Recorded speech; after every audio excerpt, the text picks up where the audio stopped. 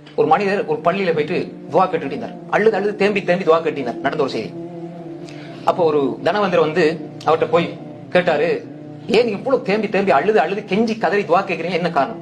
அவர் சொன்னாரு, எனக்கு இவ்வளவு கடன் நீக்குது, நான் அல்லாஹ்வை தவிர வேற யார்ட்டையும் முறையிடல, இது வரைக்கும் நான் அல்லாஹ் இடத்துல முறையிடுறேன், இது வரைக்கும் அல்லாஹ் இடத்துல முறையிடுறேன், பல வருஷமா நான் முறையிடுறேன், ஆனா பெரிய கடன்.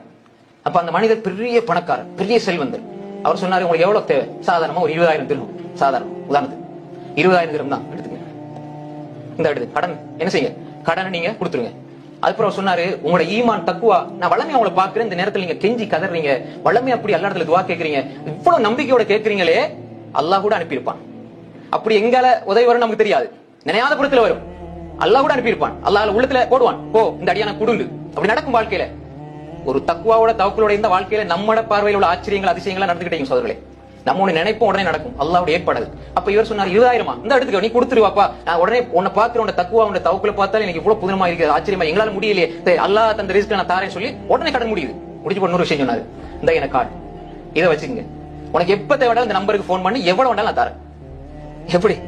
நீ இந்த கார்டை வச்சு நடந்த செய்தி, இந்த கார்டை வச்சுக்கவா, உன்ட தக்குவா தவக்குலுக்கு அல்லாஹ் என்ன அனுப்பி எந்த உள்ளத்துல இப்படி போட்டு இருக்கிறான் உனக்கு கொடுக்கணும். அவர் நினைச்சு பாத்தீப்பாரா? 20,000 திர்ஹம்.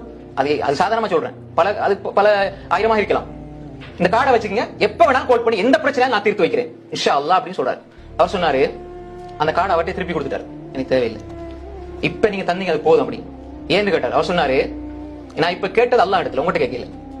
இப்ப நான் கார்டு எடுத்து உங்களை நம்பிட்டேன்னா நான் அல்லாஹ்வை மறந்துடுவேன். புரிஞ்சுதா? கார்டை எடுத்து பொக்கெட்டுக்குள்ள வச்சா உங்களை நம்பிட்டு அல்லாஹ் மறந்துட்டேன். இப்ப கார்டு இல்லாத பொழுது, நீங்க வராத பொழுது நான் ரப்பிட்ட கேட்டேன், அல்லாஹ் உங்களை கொண்டு வந்து சேர்த்தான், அதே ரப்பிடம் நான் திரும்ப கேட்பேன், திரும்ப ஒரு வரை கொண்டு தருவான். அது நீங்களா இருக்கலாம், வேற யாரா இருக்கலாம். கார்டின் மீது உங்கள் மீது நாம் நம்பிக்கை கொள்ள இல்ல, தந்ததுக்கு ஜிசாக்கல்லா, ஆனா என் ரப்பு எனக்கு எப்படியும் தருவான் என்று சொல்லி அந்த ஈமான காட்டுறாரு. இன்னும் தகச்சு போறாரு, இன்னும் அன்பு கூடுது, தேடி தேடி உனக்கு செய்யணும், நீ யாரு என்னன்ற அளவுக்கு உள்ளத்துக்கு அல்லாஹ் தஆலா முஹப்பத்தை போடுறான். இதுதான் உமைய தவக்கல் அலல்லாஹ் ஃபஹுவ ஹஸ்பு. அன்புக்குரிய சகோதரர்களே, உங்க வாழ்க்கையில நீங்க அல்லாஹ்வை நம்பி பாருங்க, உறுதியா அவன்கிட்ட நம்பிக்கை வச்சு பாருங்க, தவக்குல் வச்சு பாருங்க, வாழ்க்கையினுடைய ஒவ்வொன்றும் வித்தியாசமாக தெரியும். அது மூமின்களுக்கு மட்டும்தான் சாத்தியம். எனவே அப்படிப்பட்ட நன்மக்களாக அல்லாஹ் நம்ம எல்லோரையும் ஆக்கிடுவானாக.